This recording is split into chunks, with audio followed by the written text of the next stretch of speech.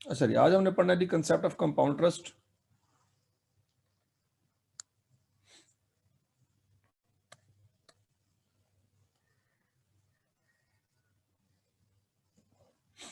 Let's assume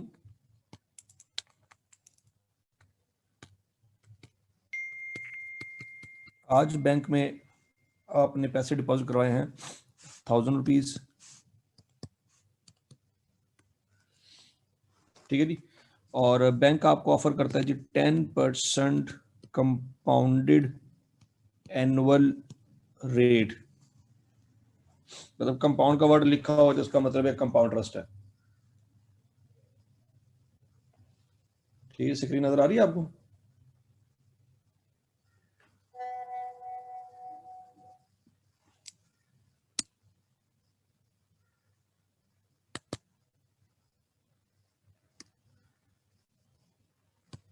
okay जी, ठीक हो गया। 10% है कंपाउंड एनुअल रेट। आपने 1000 रुपीज बैंक में जमा करवाया, ठीक हो गया जी। अब मुझे बताएं after 1 year, after 1 year bank में टोटल अमाउंट कितनी पड़ी होगी? Total amount in bank 1100। Very good, शाबाश। ये बात समझ आती है जी आपको? आवाज आ रही है कि नहीं आ रही? आवाज सब बच्चों को आ रही है?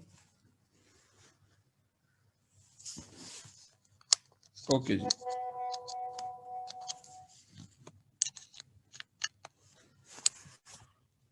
ओके, अगर आ रही है तो फिर भाई बच्चे आपकी तरफ मसला है, वो चेक करें। अच्छा जी, 1000 रुपीज जमा करवाया है, 10% कंपाउंडेड एनुअल रेट है, ठीक हो गया जी। ये आपने इसी तरह से याद रखना है।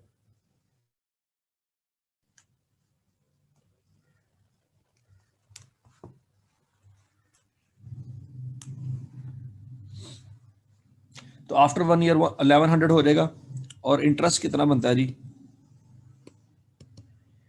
इंटरेस्ट बनता है 100 रुपीज। कल वाली एग्जांपल में भी हमने कल वाली एग्जांपल में भी सिंपल इंटरेस्ट जब हमने पढ़ा था, उसमें भी पहले साल का इंटरेस्ट 100 रुपये बनता था और पहले साल की अमाउंट 1100 बनती थी। आज वाली एग्जांपल में भी पहले साल का इंटरेस्ट 100 रुपये बनता है और पहले वाली जो अमाउंट है वो 1100 बनती है।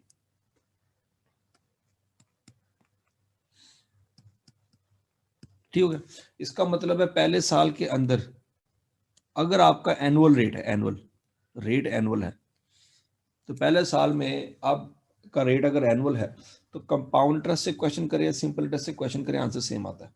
ये बात याद रखनी है आपको, ठीक है जी।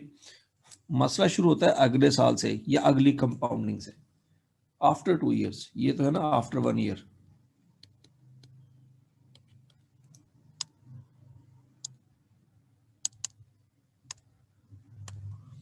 आफ्टर 2 ईयर्स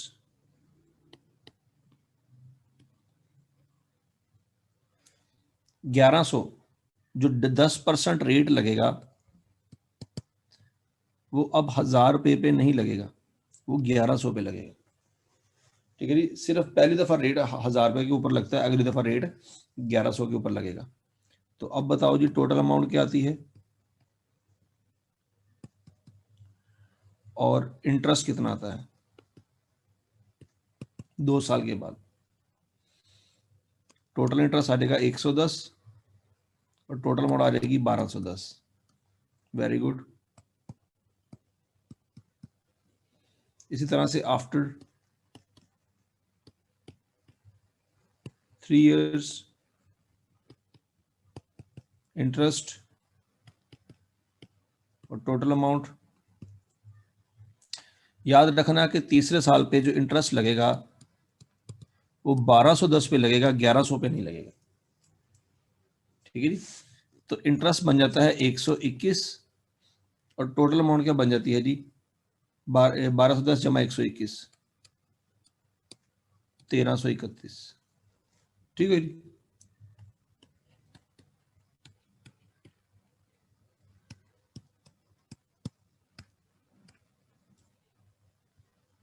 एक सौ इक्कीस। After 4 years interest total amount.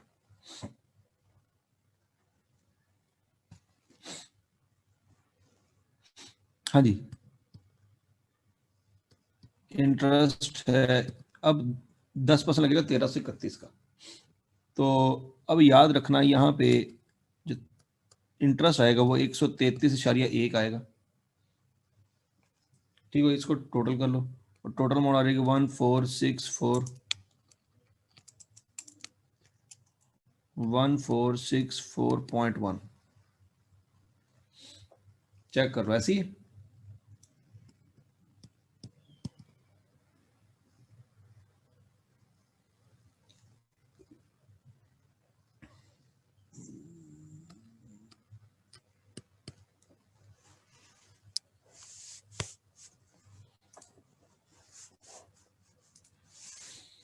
ठीक है जी, यहां तक की बात समझ आ रही है। तो बेसिकली इसमें हो क्या रहा है, इंटरेस्ट हमेशा पिछली वैल्यू पे लगता है, जो कंपाउंडेड वैल्यू होती है, पिछली वैल्यू पे लगता है। मतलब हमेशा 1000 पे भी नहीं लगेगा।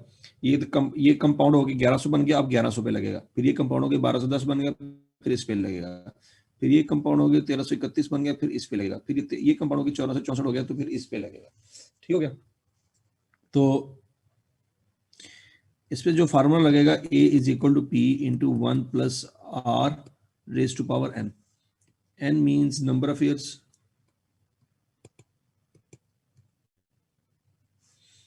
p means present value, a means future value, r means interest rate। मतलब सादा अल्फाज में अगर मैं चाहता हूं कि मैंने 1000 रुपया जमा करवाया, ये p है, ये मेरा a है और ये मेरा रेट है, और 4 साल गुजर गए। अगर मेरे पास p हो 1000, रेट हो मेरे पास 10%, और 4 साल गुजरने के बाद मैंने a फाइंड करना है, तो ये a मैं कैलकुलेटर से भी फाइंड कर सकता हूं।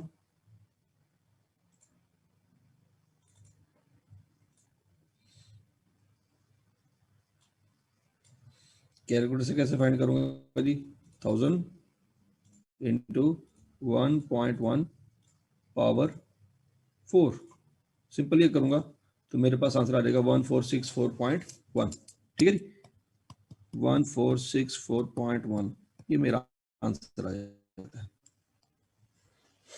अच्छा, अब फर्ज करें जी मुझे इनमें से कोई वैल्यू चाहिए हो, मतलब मुझे ए गिवन है,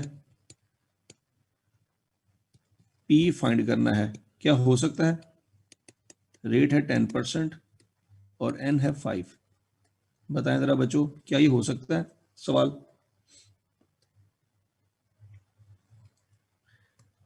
ए गिवन है, पी भी गिवन है, रेट है 8%, एन फाइंड करना है। फिर ए गिवन है, पी भी गिवन है, एन गिवन है, रेट फाइंड करना है। ये तीनों सवाल आपने आज कर लेने हैं ताकि हर एंगल से आपको ये इशू क्लियर हो जाए। ठीक हो गया जी, ये एंगल्स भी आके क्लियर हो गया। अच्छा, अब अगर आपका रेट फर्ज करें, रेट की फ्रीक्वेंसी चेंज हो जाए तो क्या करेंगे? एग्जाम्पल ले लेते हैं। फॉर एग्जाम्पल रेट है जी कंपाउंडेड सेमी एनुअली। याद रखना, अगर रेट है compounded semi annually, compounded semi annually means कि रेट, इसका मतलब ये होता है कि रेट इज एनुअल, मतलब पर ईयर, बट कंपाउंडिंग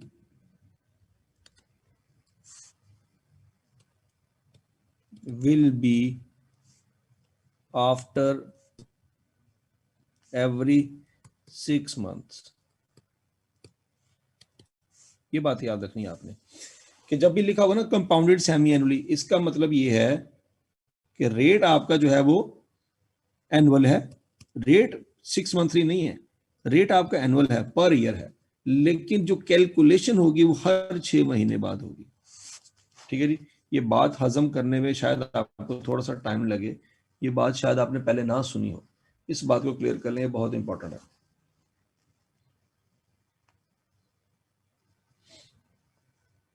ये बात समझ आ रही है आपको?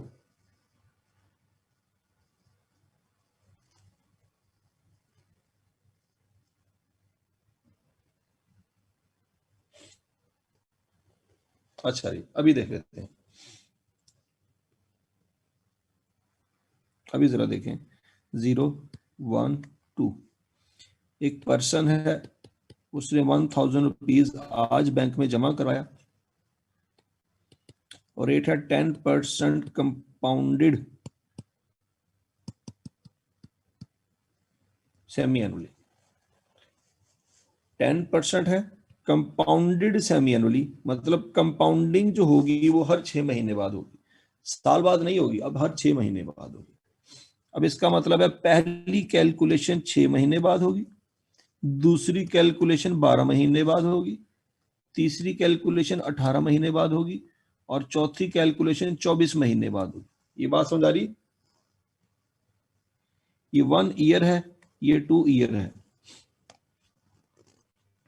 ठीक है जी, अब देखते हैं जी 1000 रुपया 6 महीने बाद क्या बन जाएगा। 1000 रुपये के ऊपर लगेगा 10% रेट, 1000 रुपये के ऊपर लगेगा 10% रेट, आंसर आ जाएगा 100। याद रखना ये 100 जो है ना, ये इंटरेस्ट है फॉर 1 ईयर।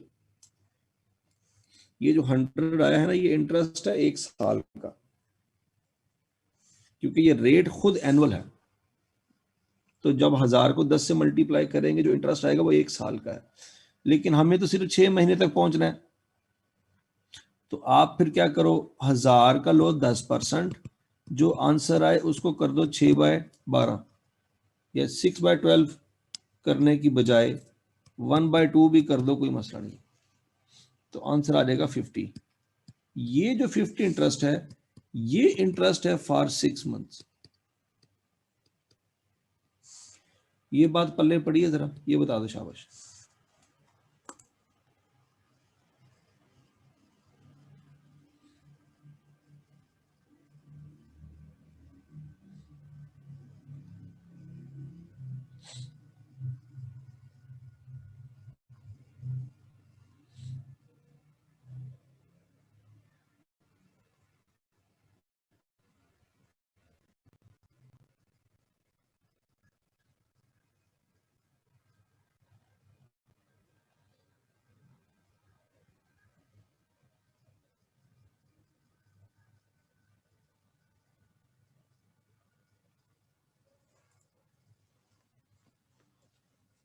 ठीक है जी, अच्छा याद रखना, कंपाउंडेड सेमी एनुअल रेट या कंपाउंडेड मंथली रेट या कंपाउंडेड क्वार्टरली रेट लिखा होगा ना, वो रेट खुद एनुअल होता है, बस उसकी कैलकुलेशन क्वार्टरली या मंथली या सेमी एनुअली होती है। ठीक हो गया? तो 1000 है, तो 1000 का लिया 10%, 1/2 50 आ गया आंसर। तो 50 उसमें इंटरेस्ट ऐड होगा, तो 1050 6 महीने बाद टोटल अमाउंट बन जाएगी। ठीक हो गया? अब आगे चलते हैं। अब अगली दफा 6 महीने के बाद जब रेट लगेगा, तो वो 1000 पे नहीं लगेगा, 1050 पे लगेगा। ये मतलब है कंपाउंडिंग का, कि 6 महीने बाद जो आंसर आएगा, अगली कैलकुलेशन उस पे होगी, पिछली वैल्यू पे नहीं होगी। पहले इस सवाल में साल में एक दफा कैलकुलेशन हुई थी, अगले साल उस पे लगा था रेट। ठीक हो गया? यहां पे साल में 2 दफा कैलकुलेशन हो रही है, एक दफा 0 से 6 महीने पे, फिर दूसरी 6 से 12 महीने पे।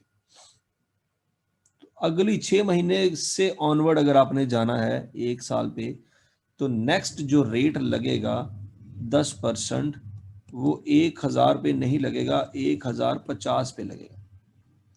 1050 पे जब रेट लगेगा ना,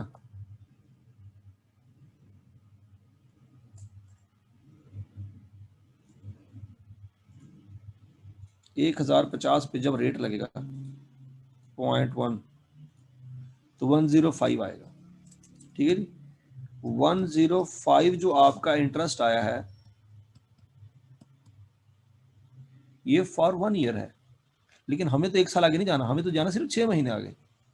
तो इसका मतलब ये हुआ कि 105 का जब आपने 10% लेना है उसका हाफ कर लें, क्योंकि पूरा आंसर जो है वो साल का है, हाफ करेंगे तो 6 महीने का आएगा। तो 1050 इंटू 10%,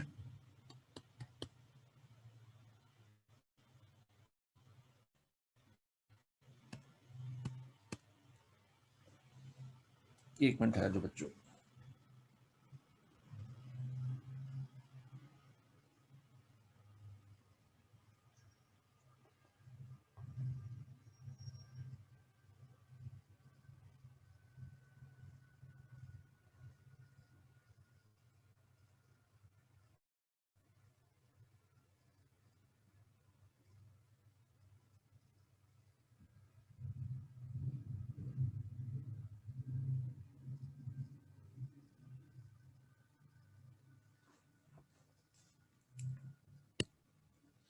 हाँ जी 1050 इंटू 0.1 ये आएगा साल का आंसर, डिवाइड बाई 2 करेंगे तो 52.2 ये आएगा 6 महीने का इंटरेस्ट। तो 52.5 इस वैल्यू में ऐड होगा। ठीक है जी। तो 52.5 ऐड होगा किसमें जी, 1050 में, आंसर आ जाएगा 1102.5।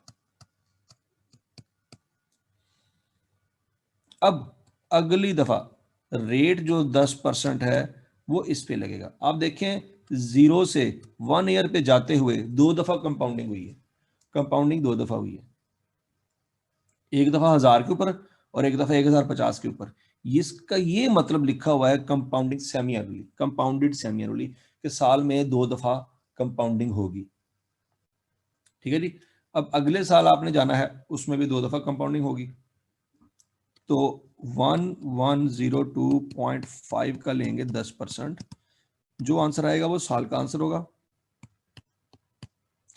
110.25। ये नहीं चाहिए, मतलब हमें 6 महीने का आंसर चाहिए।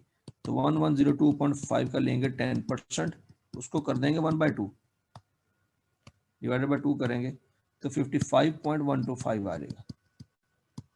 हमें ये वैल्यू चाहिए, तो 55.125 ऐड करेंगे तो हमारे पास टोटल वैल्यू आ जाएगी।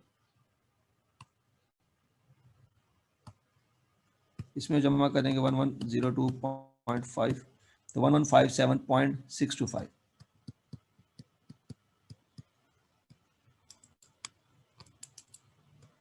625।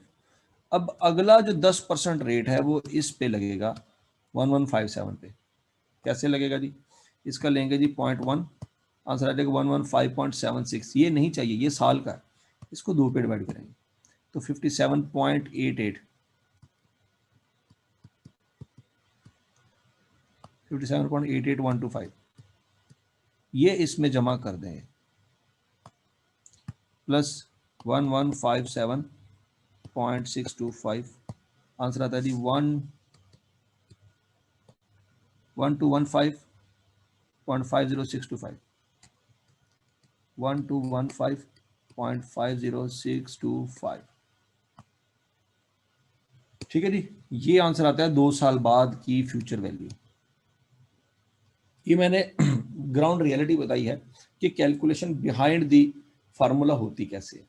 अब फार्मूला जो कंपाउंडिंग सेमी एनुअली का आपको याद है वो अप्लाई करके देख लेते हैं कि A is equal to P into 1 plus R over M raise to power M N. तो मतलब आप रेट को क्या करते हो, आप रेट को डिवाइड करते हो और पावर में जो नंबर ऑफ ईयर होते हैं उसको भी तो मल्टीप्लाई करते हो ना, ऐसे ही करते हो। तो P है 1000, यहाँ पे लेते 1000, रेट है जी 10%, उसको करते हो 2 पे डिवाइड, पावर में है नंबर ऑफ ईयर 2, उसको भी करते हो 2 से मल्टीप्लाई। तो आप जरा चेक कर लो, आप ऐसे ही करते हो ना, मुझे पहले ये बता दो, ये फार्मूला याद है ना आपको?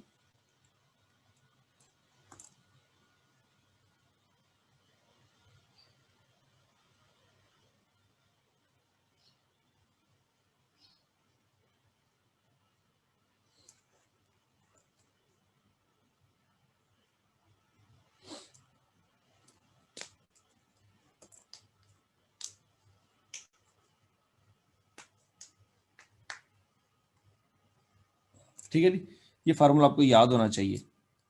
ओके, अब हम कैलकुलेशन कर लेते हैं जी।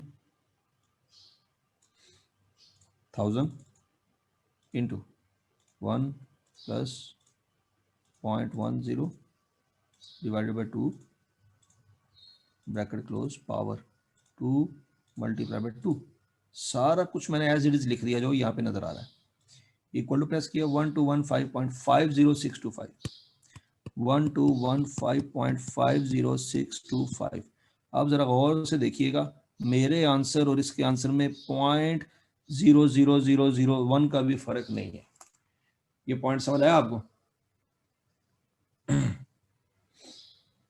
अब ये जो फार्मूले के पीछे जो लॉजिक है ये समझ आ गई आपको?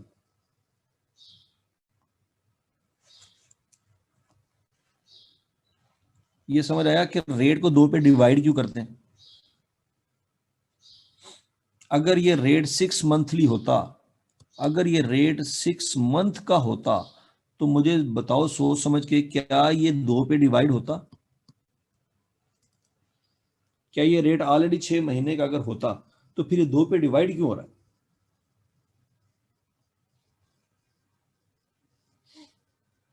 ठीक है जी, इसका मतलब ये है कि ये रेट ऑलरेडी एनुअल था। ये रेट एनुअल था, उसको 2 पे डिवाइड करके 6 महीने का रेट बनाया गया।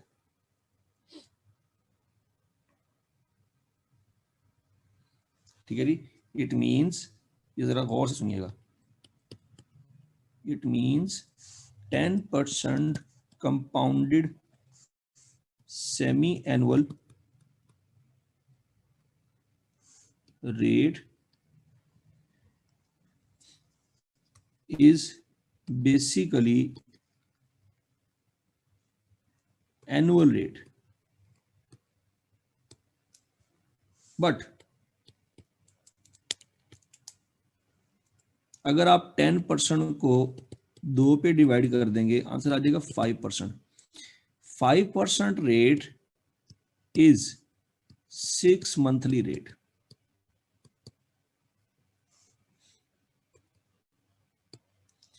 जब आप 10% को, जब आप 10% को 2 पे डिवाइड कर दोगे तो आंसर आ जाएगा 5%। कुछ बच्चे इसको ऐसे भी लिखते होते हैं, आई, इसको आई भी लिखते होते हैं। ठीक है जी, आई इज इक्वल टू आर और एम डिवाइड करके फिर वो फार्मूले में पुट कर देते हैं। मतलब वो फार्मूला यूज इस तरह से करते हैं, A is equal to P into 1 plus I raise to power N. ठीक है जी, वो आई क्या कर रहे होते हैं, वो रेट को पहले ही 2 पे डिवाइड करके 5% निकाल के लिख रहे होते हैं। ठीक है जी, ये वही बात कर रहा हूं मैं।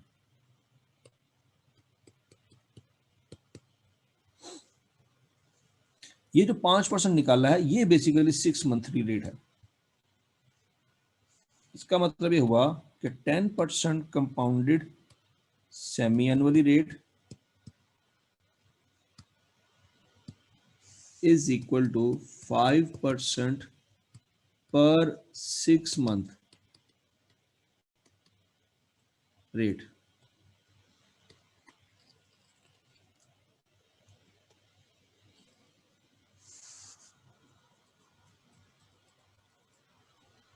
ठीक है जी, 10% कंपाउंडेड सेमी रेट हो या 5% पर 6 मंथ रेट हो, इस इन दोनों के एक ही मतलब है। ये एनुअल है, ये 6 महीने का, मतलब ये 2 पे डिवाइड होने से पहले है, ये 2 पे डिवाइड होने के बाद।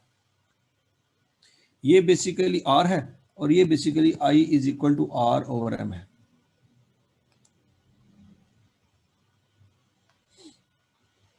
हाँ जी बिल्कुल, मोहित मियाँ, ऐसा करने से भी आंसर सेम आएगा। हाँ जी, रेट ऑलवेज एनुअल होता है। जब भी याद रखो, अगर आज के बाद आपको रेट लिख के दिया जाए compounded monthly rate, it means it is annual rate, उसको 12 पे डिवाइड करना पड़ेगा।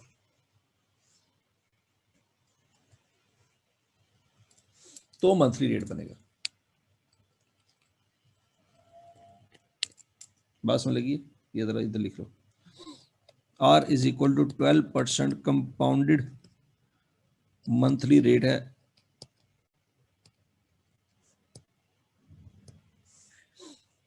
तो उसको पर मंथ रेट में कन्वर्ट करने के लिए R और M करेंगे 12/12 करेंगे, 1% आ जाएगा, वो बन जाएगा I। ये 1% per month rate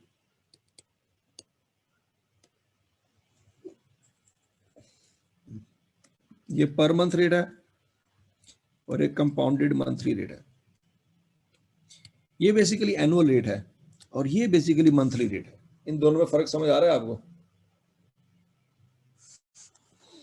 12% compounded monthly लिखा होगा ना, इसका हरगिज मतलब ये नहीं है ये मंथली रेट है, ये एनुअल रेट है। लेकिन जब उसको 12 पे डिवाइड करेंगे 1% आ जाएगा, वो पर मंथ रेट,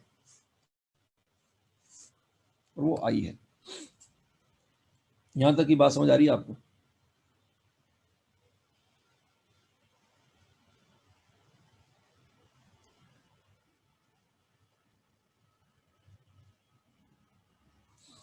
ठीक है जी।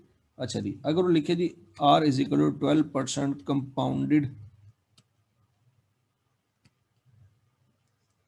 क्वार्टरली रेट, तो याद रखिएगा उस कंपाउंडेड क्वार्टरली रेट को जब 4 पे डिवाइड करोगे तो आ जाएगा 3% पर क्वार्टर रेट।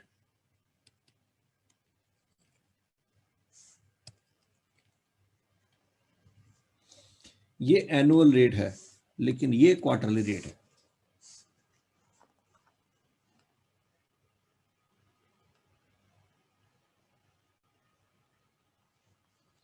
ठीक है जी, ये बात अच्छी तरह से आपने याद रखनी है।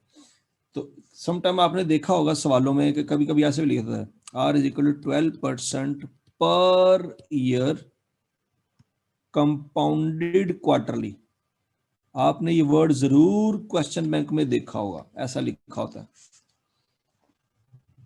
R is equal to 12% per year compounded quarterly. ऐसा हो नहीं सकता कि आपको इस कभी नजर ना आया हो। ठीक है जी, तो इसका बताने का मकसद यही है कि ये है पर ईयर रेट, हाँ इसकी कैलकुलेशन जो हो रही है वो क्वार्टरली हो रही है।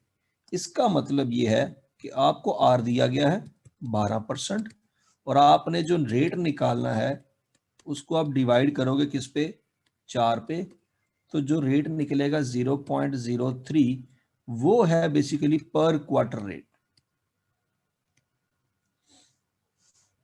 लेकिन अगर सवाल में लिखा हो R इज इक्वल टू 3% पर क्वार्टर, क्या इसको भी डिवाइड करेंगे? क्या इस 3 को भी डिवाइड करेंगे 4 पे? ठीक है, जब लिखा होगा ना पर क्वार्टर, उसको 4 पे डिवाइड नहीं करना, नहीं करना, नहीं करना, ये बात याद रखनी आप। तो ये सवाल में आपने गौर से देखना है कि क्या कंपाउंडेड क्वार्टर लिखा हुआ है या पर क्वार्टर लिखा हुआ है। अगर कंपाउंडेड क्वार्टरली लिखा हुआ है फिर तो डिवाइड करेंगे, लेकिन अगर पर क्वार्टर लिखा हुआ है फिर डिवाइड नहीं करेंगे।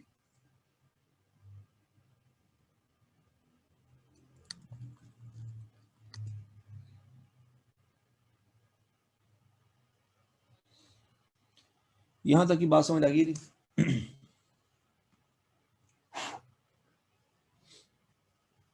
अच्छा, अब फिर उसके बाद जो अगला कंसेप्ट आता है वो ये है कि एक पर्सन है, जो आपको सवाल आना है ना वो ये है कि एक पर्सन है, उसने आज 10,000 रुपीज बैंक में डिपॉजिट करवा दिए। ओके, बैंक ने पहले 5 साल का जो रेट है ना वो लगाया है 6% कंपाउंडेड पर एनम, लेकिन अगले 4 साल का जो रेट है ना वो लगाया है 8% कंपाउंडेड पर एनम। तो बताएं 9 साल के एंड पे टोटल अमाउंट क्या होगी? अब आपको पता होना चाहिए कि रेट जब लगता है तो हमेशा इमीडिएटली पिछली वैल्यू पे लगता है। जैसे ये सवाल है, 1000 को बनाया 1100, रेट लगा था 1000 पे, जब 1100 से 1210 पे गया तो रेट 1100 पे लगा था, 1000 पे नहीं लगा था, ऐसे ही है, रेट इस पे लगा था। फिर जब 1210 बन गया, 1331 पे जाना था तो 1210 पे रेट लगा था, 1000 पे या 1100 पे नहीं लगा। तो डेफिनेटली अब जब इस सवाल में आएंगे आप, तो जब ये 8% रेट लग रहा होगा ना, वो 10,000 का नहीं लगेगा, वो यहाँ पे जो वैल्यू पड़ी होगी ना, यहाँ पे जो वैल्यू पड़ी होगी उस पे 8% लग रहा होगा पहली दफा। ये बात समझ आ रही है आपको?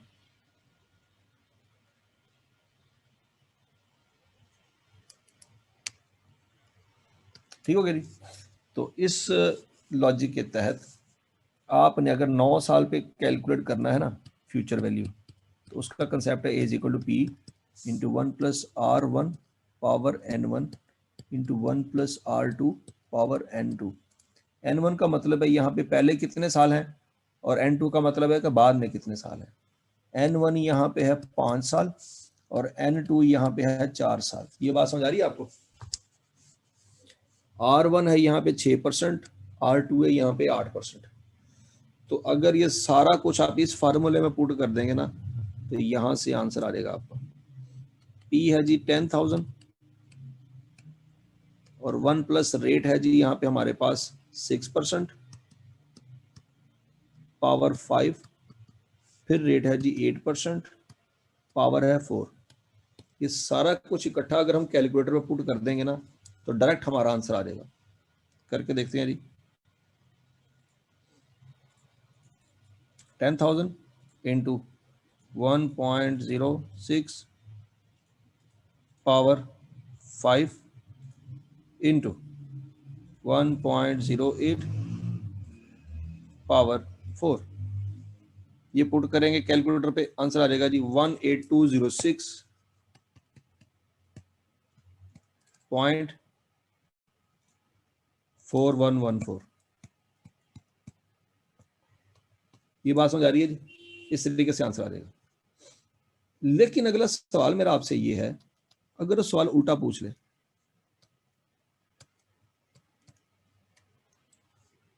वो कहे कि आज एक बंदे ने 10,000 रुपया जमा करवाया और 9 साल बाद उसको मिला 18,000 रुपया। अगर आखिरी 4 साल में उसका रेट है 8%, तो बताओ पहले 5 साल में उसका रेट क्या होगा? क्या सवाल इस तरह से बन सकता है कि नहीं बन सकता? बताएं जरा, शाबाश। क्या आई कैप को कोई रोक सकता है ऐसा सवाल बनाने से?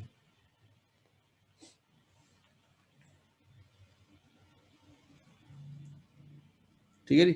तो फार्मूला आपका यही लगेगा, लॉजिक यही है। हाँ, इसमें अननोन चेंज हो गया है, लेकिन फार्मूला चेंज नहीं होगा, फार्मूला यही लगेगा।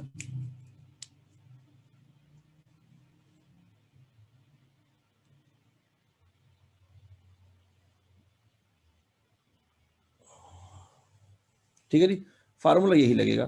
फार्मूला क्या होगा जी? A is equal to P into 1+R1 into 1+R2, ये N1 और यहाँ पे N2।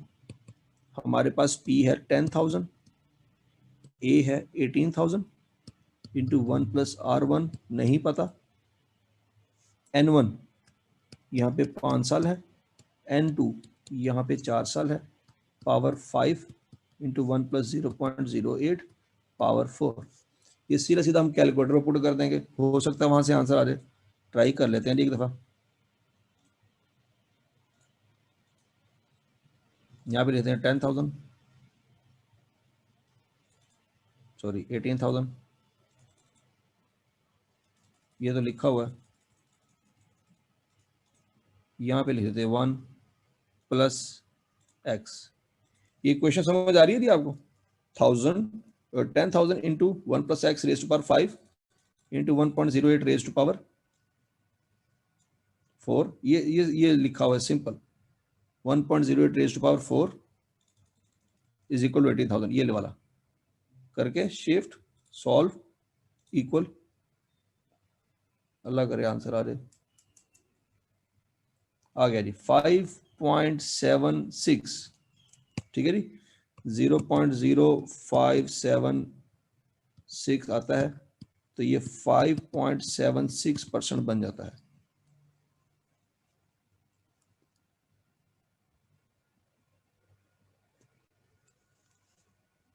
ठीक है जी। तो स्ट्रेट अवे इसी इक्वेशन को यूज करें, इसी में सीधी सीधी वैल्यू पुट करें, कैलकुलेटर पे एक सिंगल स्टेप पे आंसर निकालें, बजाय इसके कि इसको पहले वहां 5 पे लेके जाओ, फिर 5 को 9 पे लेके जाओ, फिर जो मर्जी करो। सिंपल इस इक्वेशन में सीधा सीधा एक स्टेप के अंदर सवाल सॉल्व करें, दो दो स्टेप करने की जरूरत नहीं है आपको।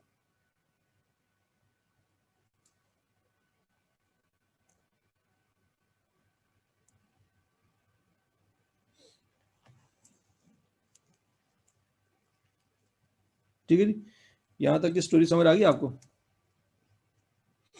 अच्छा,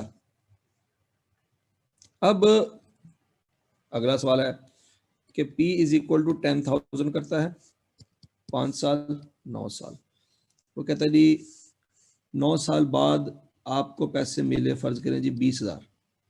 ओके, पहले 5 साल रेट है जी 6% कंपाउंडेड सेमी एनुअली, और अगले 4 साल का रेट जो है ना वो कंपाउंडेड सेमी एनुअली तो है लेकिन अननोन है, वो फाइंड करना है आपने।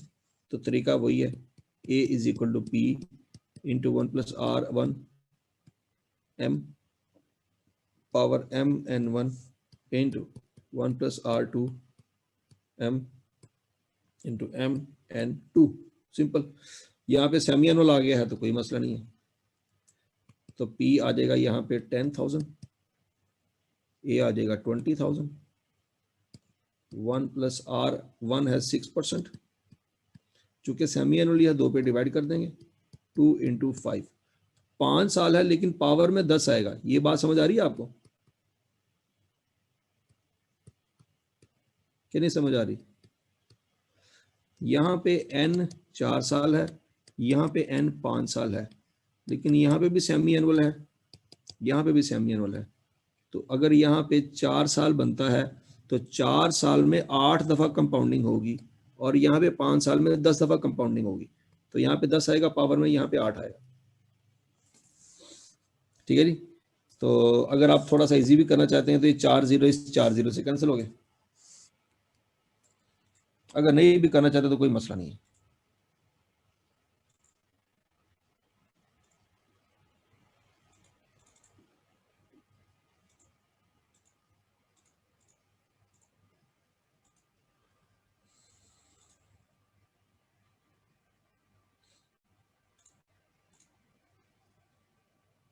ठीक है जी, यहाँ पे 20,000 लिख ले, कोई मसला नहीं है। अगर कैलकुलेटर अच्छा हुआ तो निकाल देगा आंसर।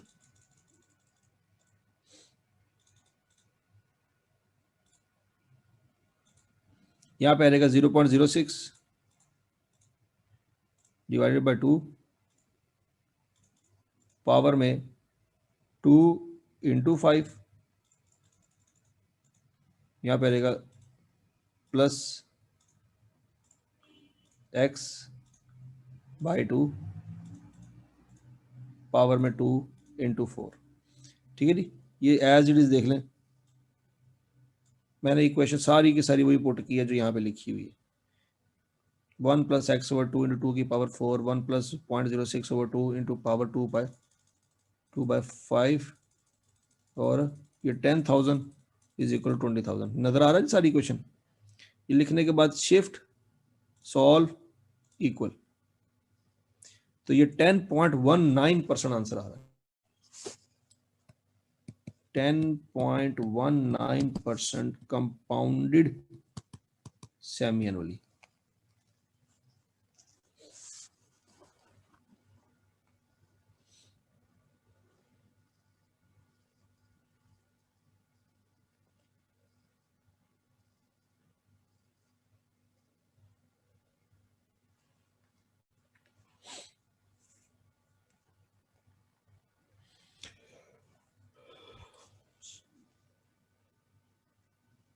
ठीक है जी, ये बात समझ आ गई आपको?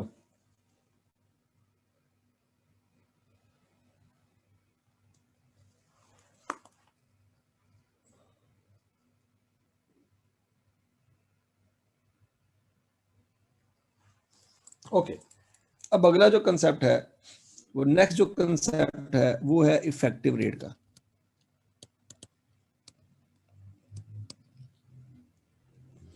इफेक्टिव रेट का आपको एक सवाल आना ही आना है, ठीक है जी। मतलब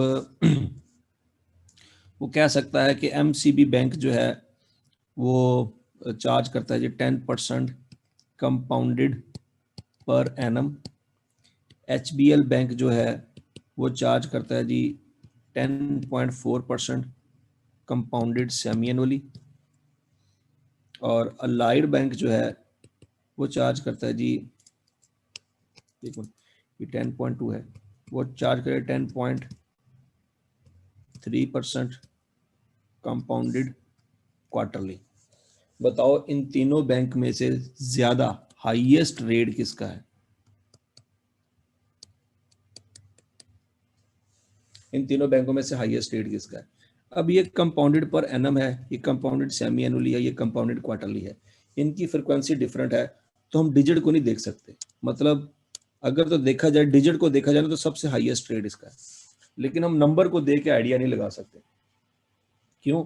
क्योंकि इनकी फ्रिक्वेंसी डिफरेंट है। फ्रिक्वेंसी डिफरेंट हो तो नंबर आइडिया नहीं लगा सकते। फॉर एग्जांपल मैं आपसे सवाल करता हूं कि एक कार है, उसकी स्पीड है जी 20 किलोमीटर पर आवर, और एक बस है उसकी स्पीड है जी 100 मीटर पर सेकंड। तो क्या आप मुझे बताओ, ये 100 और 20 को कंपेयर करके आप बता सकते हो कि बस की स्पीड ज्यादा है?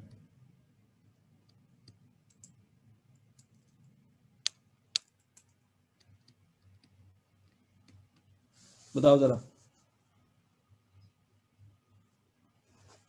ठीक है जी, ये 20 किलोमीटर पर आवर है, ये 100 मीटर पर सेकंड है।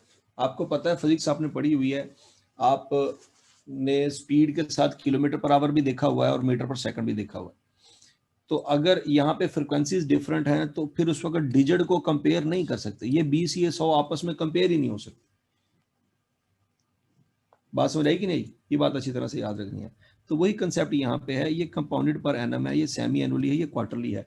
इनका आपस में कोई कंपैरिजन नहीं है। तो कंपैरिजन करना है तो पहले यूनिट सेम लेके आओ। तो यूनिट सेम कैसे लेके आएंगे? यूनिट सेम लेके आएंगे इफेक्टिव रेट के फार्मूले से। इफेक्टिव रेट का फार्मूला है E is equal to 1+R/m raise to power m-1। ठीक है, ये बात अपनी अच्छी तरह से याद रखनी है। इफेक्टिव रेट क्या होता है? बेसिकली एनुअल रेट होता है, कंपाउंडेड एनुअल रेट। अब ये तो कंपाउंडेड एनुअल रेट है, मतलब इसका इफेक्टिव रेट 10% ही है। इसको तो कुछ नहीं करेंगे।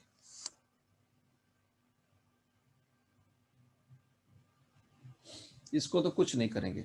हाँ, ये कंपाउंडेड सेमी एनुअल रेट है, इसको हम कंपाउंडेड एनुअल रेट में कन्वर्ट करेंगे। याद रखना है, ये भी एनुअल रेट है, ये भी एनुअल रेट। ये बात हुई है मेरी ऊपर। ये कंपाउंडेड सेमी एनुअल है लेकिन है एनुअल, ये कंपाउंडेड क्वार्टरली है लेकिन है एनुअल, लेकिन ये कंपाउंडेड एनुअल रेट नहीं है। इसको कंपाउंडेड एनुअल रेट में कन्वर्ट करना है कि अगर साल बाद कंपाउंडिंग होती तो कैसे करते। ठीक है जी। तो अब कंपाउंडेड एनुअल रेट में कन्वर्ट करने के लिए फार्मूला यही यूज होगा। तो इसमें क्या करेंगे जी, 1+R यहाँ पे यूज करेंगे 10.2, तो 0.102/2 यहाँ से इफेक्टिव रेट आ रहेगा। तो जी कैसे जी, 1+0.102/2 ब्रैकेट क्लोज पावर 2-1। आंसर आ जाएगा 10.46। 0.1046 है, ये 10.46% कंपाउंडेड एनुअल बन गया। पहले था ये 10.2, लेकिन जब उसको कंपाउंडेड एनुअल में कन्वर्ट किया ना तो 10.46 बन गया इफेक्टिव रेट। अब इसी तरह से इसको भी कन्वर्ट कर लेते हैं। Effective rate is equal to 1 plus 0.103 quarterly है, 4 पे डिवाइड कर देंगे, पावर 4 माइनस 1। अच्छा जी, अब इसको भी कर लेते हैं। 1 plus 0.103 divided by 4 power 4 equal आ गया जी 10.7, 0.1070। सादा अल्फाज में ये 10.7% है। ठीक है जी, तो ये इसका रेट सबसे ज़्यादा है, तो इसको एक्सेप्ट करेंगे। ठीक है जी, ये तरीका समझ आ गया इफेक्टिव रेट में कन्वर्ट करने का, ये बात याद रखनी है आपने। अच्छा, अब यहाँ पे एक और सिनेरियो आ सकता है। वो सिनेरियो ये है कि वो साथ यहाँ पे बात कर दे जी HBL की। HBL तो हो गया, निज़ाम बैंक भी हो गया, स्टैंडर्ड चार्टर्ड की करता है। वो कहता है कि स्टैंडर्ड चार्टर्ड बैंक जो है ना वो 5% पर क्वार्टर, ये तो बहुत ज़्यादा रहेगा,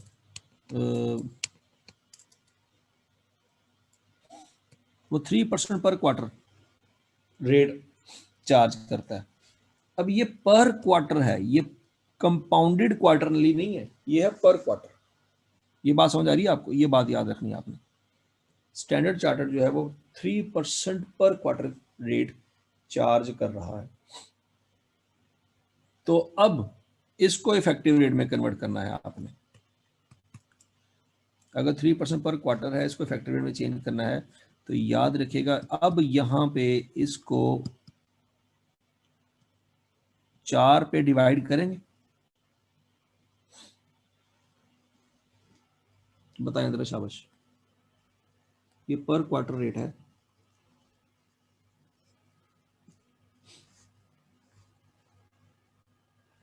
अब इसको 4 पे डिवाइड नहीं करना। ये था कंपाउंडेड क्वार्टरली रेट, ये एनुअल रेट था, इसको 4 पे डिवाइड किया, लेकिन इसको 4 पे डिवाइड नहीं करना। ठीक हो गया? हाँ, लेकिन पावर में 4 आएगा। डिवाइड नहीं करेंगे लेकिन पावर में तो आएगा ना। क्यों बोला? क्योंकि साल में 4 दफा कंपाउंडिंग होती है, तो खुद कह रहा पर क्वार्टर। ठीक है जी, पावर में 4 आएगा, डिनोमिनेटर में 4 नहीं आएगा। तो 1.03 पावर 4 माइनस 1, तो 12.55 आता है इफेक्टिव रेट। इसका इफेक्टिव रेट आता है 12.55। ठीक है जी, अगर इस तरह से सवाल आए तो याद रखना जिसका इफेक्टिव रेट सबसे ज्यादा है वो हमारा आंसर होगा।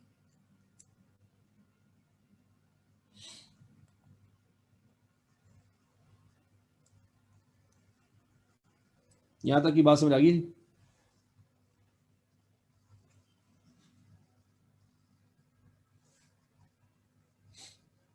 ठीक है जी। अच्छा, अब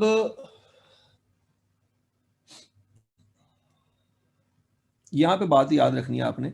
समटाइम हो सकता है वो सवाल में आपको ये पूछे कि एक बंदा है, उसने करनी है इन्वेस्टमेंट। मुझे सोच समय के जवाब दें। अगर आपने इन्वेस्टमेंट करनी हो तो आप सबसे हाईएस्ट रेट वाले बैंक में जाएंगे या लोवेस्ट रेट वाले बैंक में? बताएं शाबाश। सबसे हाईएस्ट वाले बैंक में जाएंगे। लेकिन अगर आपने लोन बारो करना हो, हाईएस्ट यहां पे कौन सा है जी? Standard chartered. लेकिन अगर आपने इन्वेस्टमेंट नहीं करनी, कर्जा लेना है, तो क्या सबसे हाईएस्ट रेट वाले बैंक में जाएंगे? सबसे लोएस्ट वाले में जाएंगे। तो सबसे लोएस्ट यहाँ पे एमसीबी है। ठीक है जी, 12.5 और 10.7, 10.46, 10%। तो सबसे लोएस्ट यहाँ पे एमसीबी है।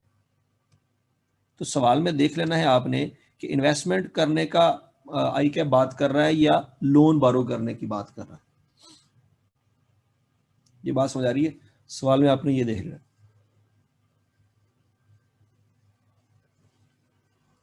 यहां तक की बात समझ आ गई आपको? ये बहुत इंपॉर्टेंट है। अच्छा, अब समटाइम वो एक ही बैंक की बात करता है, वो एक बैंक की बात करता है, वो कहता है जी 2012 में एमसीबी बैंक ने 10% रेट लगाया, 2013 में 12% रेट लगाया, 2014 में 18% रेट लगाया। बताओ एमसीबी बैंक हर साल क्या रेट लगाता जो सेम होता, बिल्कुल सेम होता, और आंसर सेम देता? सादा अल्फाज में वो एक ऐसा इफेक्टिव रेट मांग रहा है जो तीनों सालों में लगता और आंसर सेम आता जो इसका आ रहा है। ये बात समझ आ रही है आपको? सवाल समझ आ रहा है कि नहीं? अब बैंक एक ही है, साल 3 है, 2012, 2013, 2014। वो कहता है इफेक्टिव रेट बताओ जिस रेट पे इन तीनों रेट की बजाय एक रेट लगाते तो आंसर सेम आ जाता। 10%, 12%, 18% ना लगाना पड़ता, वही रेट लगाते तीनों सालों में। ठीक है जी? अगर इस तरह का सवाल आए तो आपको याद होना चाहिए आपने किसी जमाने में ज्योमेट्रिक मीन पढ़ा था चैप्टर नंबर 12 में। याद है कुछ कुछ? वो बचपन की बातें याद करें जरा।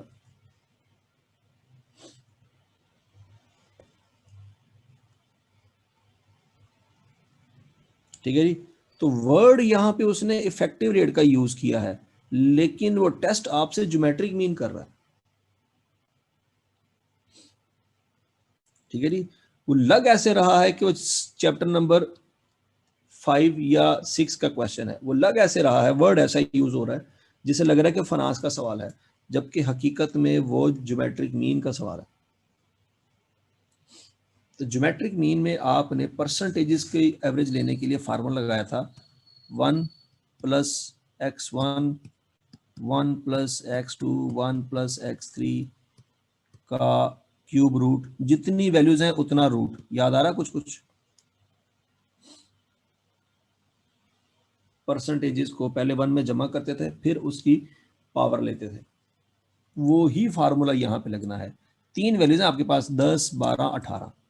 इसको यूज करेंगे यहाँ पे 1+10% इंटू 1+12% इंटू 1+18% कर लेंगे cube root.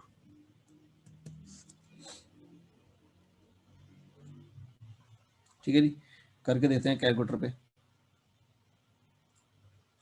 Cube root 1.1 multiply 1.12 multiply 1.18। ठीक है जी? करके मैंने इक्वल प्रेस किया तो 1.1328 1.132828 ये आ रहा जी 132,828। चलो जी ये 2829 कर लेते हैं। तो इन सब में तो मैंने 1 ऐड किया था, तो इसमें भी 1 नज़र आ रहा है, 1 माइनस कर देंगे, इफेक्टिव रेट आ जाएगा 0.132829, अप्रॉक्सीमेटली 13.2829%। ठीक है जी? हाँ, इसको मजीद राउंड ऑफ कर लें, ठीक है, कोई मसला नहीं, 13.29%। ठीक है? इसमें वो पूछेगा आपको कि 3 साल हैं, बताओ 3 सालों में एक बैंक ने 3 रेट लगाए हैं, 10%, 12%, 18%। तो बताओ इफेक्टिव रेट इन तीनों सालों का एक ही रेट अगर वो बैंक लगाता तो क्या लगाता? तो अगर इन तीनों सालों में एक ही रेट लगाता तो 13.29, 13.29, 13.29, तीनों सालों में ये रेट लगाता तो आंसर सेम आता। ये वाला सवाल समझ आ गया जी आपको?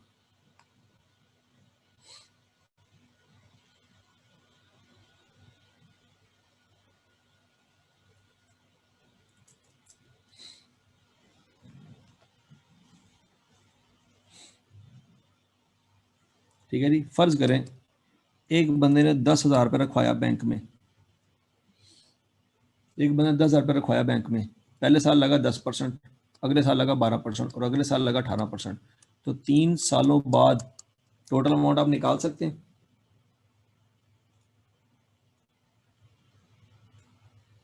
कैसे निकालेंगे जी? 10,000 इंटू 1.10 पावर 1, क्योंकि एक साल है तो पावर 1 इंटू 1.12 पावर इसकी भी 1, क्योंकि एक साल है।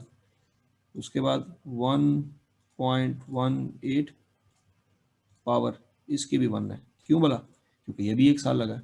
इक्वल प्रेस कर देंगे, आंसर आ जाएगा जी 14537.6, 14537.6 ये आंसर आता है। अब मैं कह रहा हूं कि वो बंदा 10,000 रुपया के ऊपर तीनों सालों में अगर सेम रेट लगाता तो सेम आंसर आता। चेक कर लेते हैं, ये खत्म कर लेते हैं। मैं कहता हूं जी वो रेट लगाता 1.132829 पावर 3, क्योंकि तीनों सालों में सेम रेट है, 12, 13, 14 तीनों सालों में रेट सेम है, तो मैं पावर 3 ले रहा हूँ। इक्वल प्रेस करते हैं तो आप चेक करें 14537.6 नजर आ रहा है आपको? 14537 14537.6 आप चेक कर लें, सेम आंसर आ रहा है।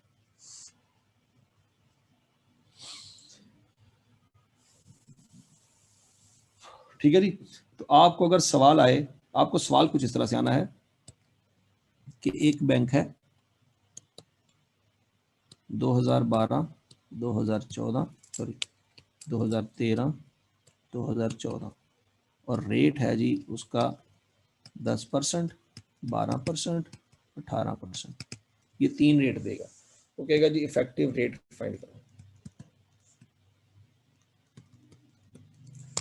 इफेक्टिव रेट फाइंड करो। चुप करके आपने क्या करना है, ये वाला फार्मूला लगा देना है, ये तरीका है, ये आंसर आएगा, 1 माइनस कर दे तो ये आपका आंसर होगा। बस ये करना है और कुछ नहीं करना। इसको, इस सवाल को अच्छी तरह से दिमाग में बिठा लो। सवाल इस तरह से आएगा, फार्मूला ये लगेगा, ये कैलकुलेशन है, आंसर ये आएगा, 1 माइनस कर देना है, ये आपका एंड रिजल्ट है। ठीक है जी, ये बस आपने बात याद रखनी है। सवाल समझ आ रहा है कैसे आएगा और करना क्या है, ये दोनों चीजें क्लियर कर लो अच्छी तरह से। शाबाश।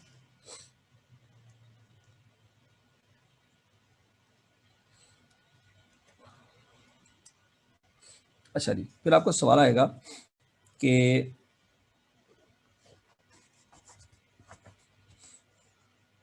अच्छा जी, अब आपको सवाल आ सकता है कि एक बैंक है एमसीबी, वो चार्ज कर 10% कंपाउंडेड क्वार्टरली। अलाइड बैंक है, वो चार्ज करता है जी 11% कंपाउंडेड सेमी एनुअली। फिर एचबीएल है, वो चार्ज करता है जी 9% कंपाउंडेड मंथली। और वो कहता है बीच में मिज़ान बैंक भी आ गया, ये इस्लामिक बैंक है तो लिहाजा ये कंपाउंड इंटरेस्ट नहीं लगाता, ये सिंपल इंटरेस्ट लगाता है। चूंकि ये इस्लामिक का तो लिहाजा ये सिंपल इंटरेस्ट लगाता है। ओके जी। हालांकि बंदा पूछे इस्लामिक है तो सिंपल इंटरेस्ट कैसे जायज़ है? तो किस्सा मुख्तसर ये है, वो कहता है बताओ कौन सा बैंक जो है सबसे ज्यादा रेट लगा रहा है। तो वंस अगेन डिजिट को देख के डिसाइड नहीं करेंगे कि 10, 11, 9 और 12 है तो लिहाजा इसका डिजिट सबसे बड़ा है तो ये सबसे ज्यादा रेट चार्ज कर रहा है। नहीं, देखो वो कंपाउंड इंटरेस्ट है, ये सिंपल इंटरेस्ट है। सिंपल इंटरेस्ट में हमेशा आने वाला इंटरेस्ट सेम होगा, लेकिन कंपाउंड इंटरेस्ट में हर साल इंटरेस्ट चेंज होगा। तो इसलिए कभी भी आपने कंपैरिजन डिजिट की बेस पे नहीं करना। जब इस तरह से सवालों के अंदर वो आपको कंपाउंड इंटरेस्ट के साथ सिंपल इंटरेस्ट भी दे देगा ना, तो उस सूरत में आपने याद रखना है कि वो आपको फिर टाइम भी बताएगा। टाइम वो बात करेगा 5 ईयर्स या 10 ईयर्स। तो जब आपको टाइम दे देगा ना सवाल में, तो बड़ा आसान सा काम करना है आपने। काम क्या करना है कि आपने अज्यूम कर लेना है let P is equal to 100 या 1000 कर ले, कि फर्ज करो एक बंदे ने आज 1000 रुपया बैंक में जमा करवाया और टाइम है 5 ईयर्स, तो ए निकल आएगा एमसीबी बैंक में। एमसीबी बैंक में उसने 1000 रुपया रखवाया, रेट उसने लगाया जी 10%, कंपाउंडेड क्वार्टरली, पावर है 4 इंटू टाइम जो दिया हुआ है 5, वहां से आंसर निकल आएगा। इस तरह से अलाइड बैंक है, उसमें भी 1000 रुपये जमा करवाया, 1 + 11%, सेमी एनुअली है, 2 पे डिवाइड कर देंगे, पावर 2 इंटू 5 ईयर्स। इस तरह से HBL है, HBL में भी 1000 इंटू 1 + 0.09, मंथली है, 12 पे डिवाइड कर देंगे, पावर 12 इंटू 5 ईयर्स है, 5 से मल्टीप्लाई कर देंगे। मिजान बैंक है, ओके, 1000 इंटू 1 + 12% है, 0.12, 5 ईयर्स है, इंटू 5, याद है ना, A is equal to P into 1 + RT, ये वाला फार्मूला लगेगा यहाँ पे, ये सिंपल इंटरेस्ट है। तो इन तीनों की फ्यूचर वैल्यू निकाल के, चारों की फ्यूचर वैल्यू निकाल के देख लें किसकी फ्यूचर वैल्यू ज्यादा है। जिसकी फ्यूचर वैल्यू ज्यादा है वो बैंक रेट ज्यादा चार्ज कर रहा है।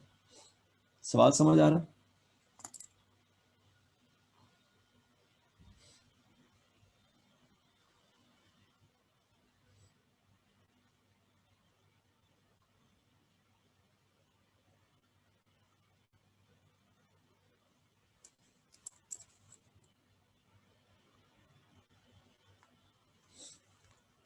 नहीं लगेगा। अच्छा जी, अब एक और कंसेप्ट है गेन का,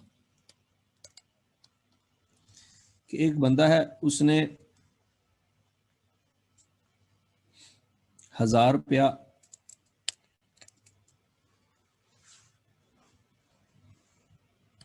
सुने जरा सवाल,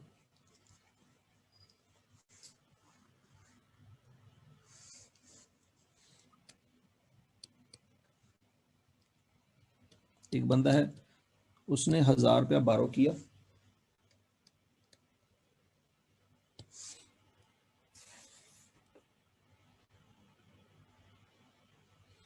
बैंक से, और रेट था 10% सिंपल इंटरेस्ट फॉर 5 ईयर्स। ठीक हो जी, 5 साल के लिए उसने सिंपल इंटरेस्ट पे 10% के हिसाब से 1000 रुपया बारो किया। फिर यही पैसा उसने इन्वेस्ट कर दिया, आज ही इन्वेस्ट किया एक बिजनेस में, उस बिजनेस से उसको प्रॉफिट हुआ 10% कंपाउंडेड एनुअली के हिसाब से। उसने यहां पे कर्जा लिया सिंपल इंटरेस्ट के हिसाब से, बिजनेस में इन्वेस्ट कर दिया कंपाउंड इंटरेस्ट के हिसाब से। बताओ, वो कहता है 5 साल बाद बताओ उसका गेन क्या है।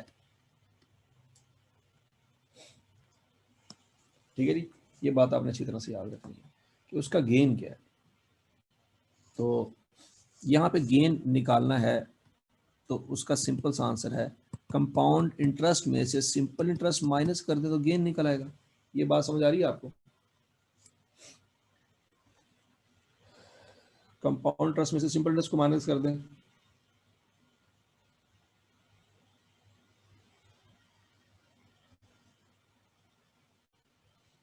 ठीक है जी। तो कंपाउंड इंटरेस्ट का फार्मूला जो है वो कुछ इस तरह से है, A माइनस पी, ए है P into 1 + R raise to power n -1 minus P. तो कंपाउंड इंटरेस्ट का फार्मूला बनेगा P into 1 + R raise to power n -1। तो कंपाउंड इंटरेस्ट का फार्मूला बनेगा P into 1 + R raise to power n -1 minus simple interest का formula है PERT। ये बात समझ आ रही है जी? इसको डिफरेंस बिटवीन कंपाउंडर्स और सिंपल इंटरेस्ट भी कह सकते हैं, इसको गेन भी कह सकते हैं। यहाँ पे P कॉमन ले लेंगे, 1 + R raise to power n -1 minus RT। अब यहाँ पे देखो, उसने 1000 रुपया बारो किया,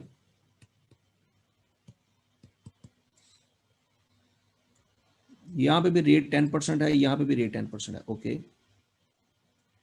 तो 0.10 power 5 -1 minus 0.10 multiply by 5। Time यहाँ पे 5 ईयर है, लेकिन एन भी यहाँ पे 5 ईयर है, तो T is equal to N हो सकता है कि नहीं हो सकता? सिंपल टेस्ट में टी से शो करते हैं, कंपाउंड टेस्ट में एन से शो करते हैं, लेकिन यहाँ पे एन और टी दोनों बराबर हो जाएंगे, तो गेन निकल आएगा या डिफरेंस निकल आएगा?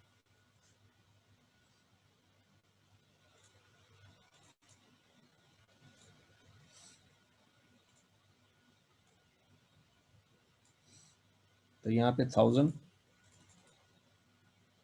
ब्रैकेट,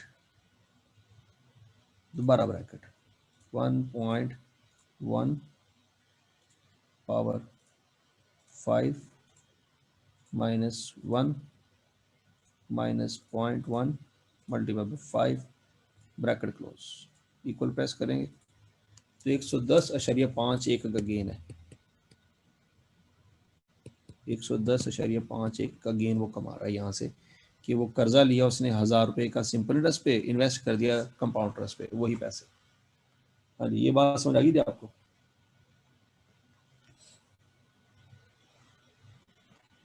कंपाउंडर्स का फार्मूला कैसे बनाया? Very good question. ये जरा देखें, जरा इस सवाल में जरा देखिएगा गौर से। इस सवाल में आपको पता है ना, फ्यूचर वैल्यू थी 1464, ये फ्यूचर वैल्यू है। अगर मैं आपसे कहूँ कि कंपाउंड इंटरेस्ट बताओ, तो आप बता सकते हो कि नहीं? ए माइनस पी, 1464.1 माइनस पी है 1000, तो 464.1 ये इंटरेस्ट बनता है कि नहीं बनता है 4 सालों का? सोचो जरा, 1000 से जंप मार के 1464 पे गए, इस फार्मूले से आपने टोटल अमाउंट निकाली, तो 464.1 आपका आंसर आया कि नहीं आया?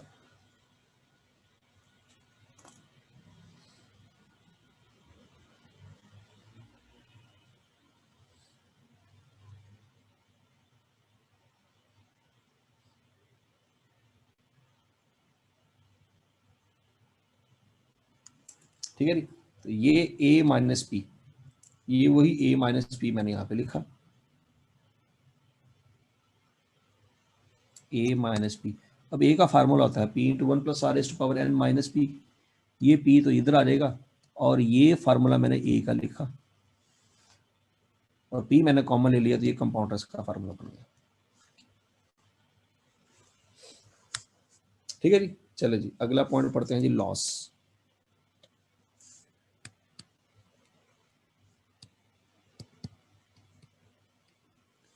फर्ज करें आज एक बंदे ने इन्वेस्टमेंट की है 1,00,000 रुपए की, और पहले साल उसको 10% लॉस हो गया। तो मुझे बताओ, पहले साल के एंड पे उसके पास रिमेनिंग इन्वेस्टमेंट कितनी रह जाएगी? शाबाश, ये बताएं।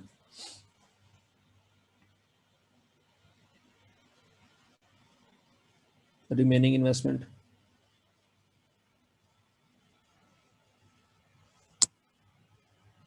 कैलकुलेट करें, शाबाश।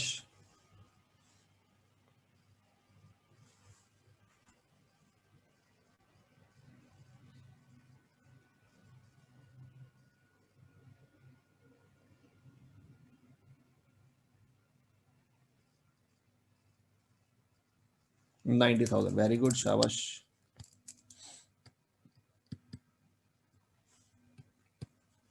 अगले साल भी लॉस हो गया 10%, तो अगले साल लॉस 90,000 का होगा या 1,00,000 का होगा?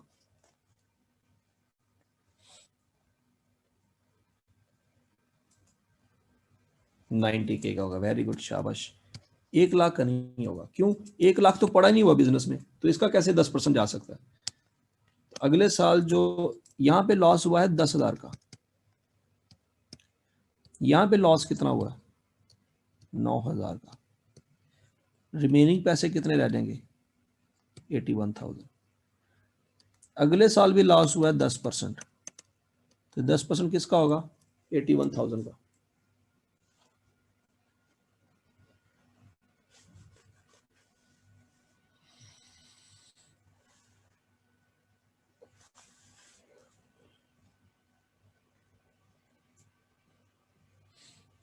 तो 8100। दूसरे से तीसरे साल जो लॉस हुआ है वो 80/100 का हुआ है। ओके, तो रिमेनिंग इन्वेस्टमेंट कितनी आ जाएगी?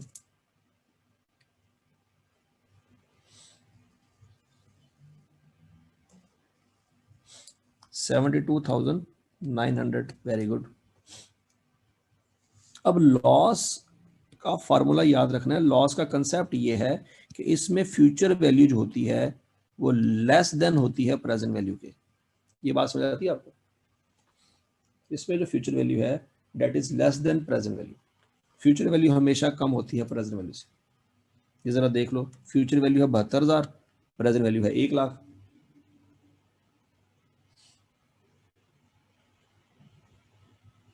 ठीक है जी। तो अब इसका जो फार्मूला है लॉस का, वो फार्मूला कुछ इस तरह से है कि a is equal to present value into 1 minus r raise to power n। यहां पे पहली दफा माइनस आ रहा है कंपाउंड इंटरेस्ट में। करके देख लेते हैं। p है जी 100,000, लॉस है हर साल 10%। कितने साल लॉस हुआ है जी? 3 साल लॉस हुआ है। तो कैलकुलेटर से करके देख लेते हैं। 1,00,000 इंटू 1 माइनस 0.1 पावर 3, आंसर आता है जी 7,900।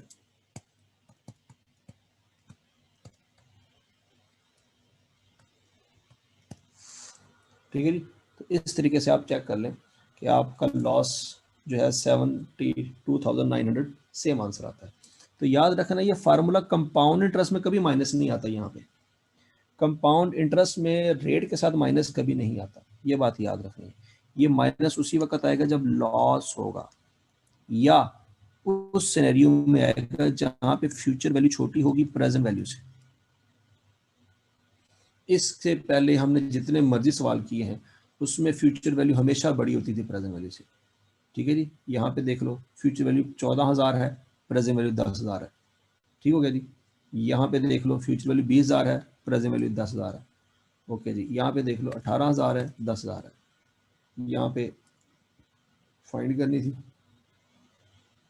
यहाँ पे देख लो, फ्यूचर वैल्यू 1215 है, प्रेजेंट वैल्यू 1000 है। ठीक हो गया जी। यहाँ पे देख लो, फ्यूचर वैल्यू 1464 है, प्रेजेंट वैल्यू 1000 है। तो कंपाउंड इंटरेस्ट में हमेशा फ्यूचर वैल्यू बड़ी होती है प्रेजेंट वैल्यू से।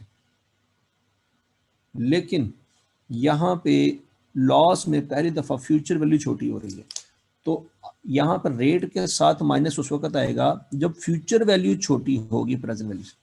ये बात याद रखनी है आपको।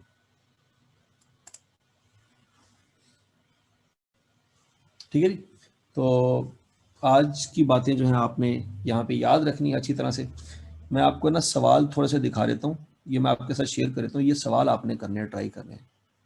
सवाल अगर आपसे हो गए तो इसका मतलब आपके साथ लास्ट असाइनमेंट के सवाल हैं सारे के सारे इसी सीक्वेंस में करने जैसे मैंने करवाए हुए हैं।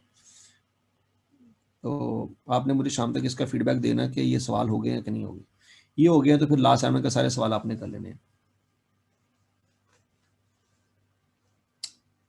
ठीक है जी।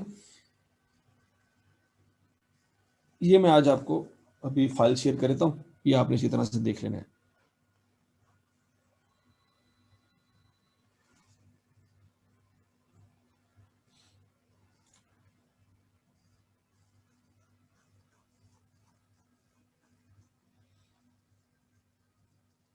ओके जी।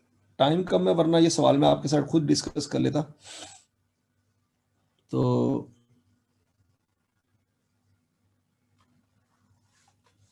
आपको कर लेते का बहरहाल।